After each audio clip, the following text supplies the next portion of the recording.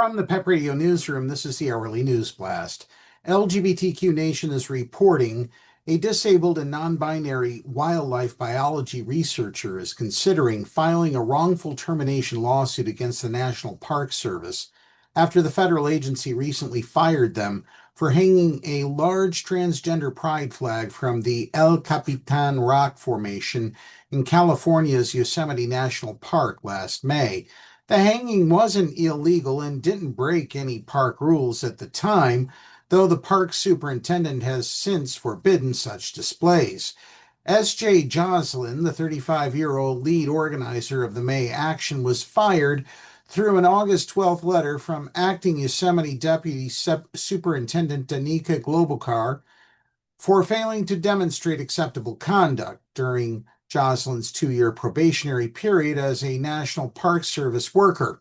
Globokar's letter said that Joslin had held a small group demonstration in an area outside of the designated protest and demonstration area without a permit, Joslin told Them magazine.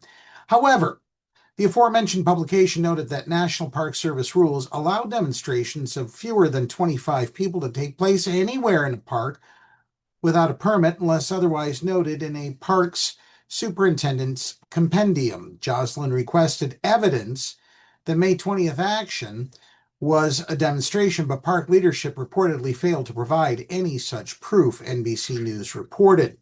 Joslin and their cohorts displayed a 55 by 35-foot trans pride flag about 500 feet high on El Capitan's Heart Ledges area between 8 a.m. and 10 a.m. Pacific Standard Time on May 20th.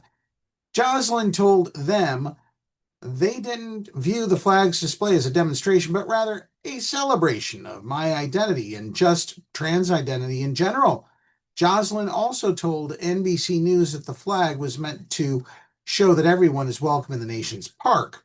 NBC News wrote that Joslin came up with the idea of hanging the flag after the nation's president signed various executive orders seeking to deny the existence of trans people, restrict their access to gender-affirming care, and ban trans women from playing sports. A week after the May 20th action, the park's leadership informed Joslin that they and 2 other National Park Service employees were under criminal investigation for hanging the flag. Joslin said that the hanging of the flag didn't occur during their work hours and said that their colleagues have never made any negative comments about their conduct. The day after the action, Yosemite Acting Supervisor Ray McPadden updated the park's compendium to forbid the display of any banner, flag, or sign larger than 15 square feet from any of the park's natural or cultural features without a permit. However, this rule was not in place on the day that Joslin and their group displayed the flag. Hanging flags has been a tradition that climbers have done on El Cap for decades. And that's both individuals who are visiting the park, but also employees that are on their off time, Joslin said. There's never been any kind of ramifications to any of those flag hanging activities. I'm the only one who's been fired for it. Joslin told Them that they're consulting with Public Employees for Environmental Responsibility, or PEER, a nonprofit group advocating for environmental workers, and may file a wrongful termination lawsuit.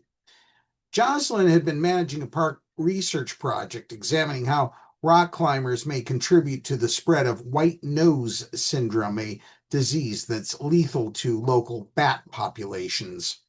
Regarding their firing, Joslin told Them, I'm going to fight this as hard as I can because to me, this isn't a matter of politics. This is a matter of fundamental rights and the rights that we're given through the Constitution. Those rights have been taken away from me because they don't support the current administration's ideology. I think that everyone as Americans should be upset about this, they added.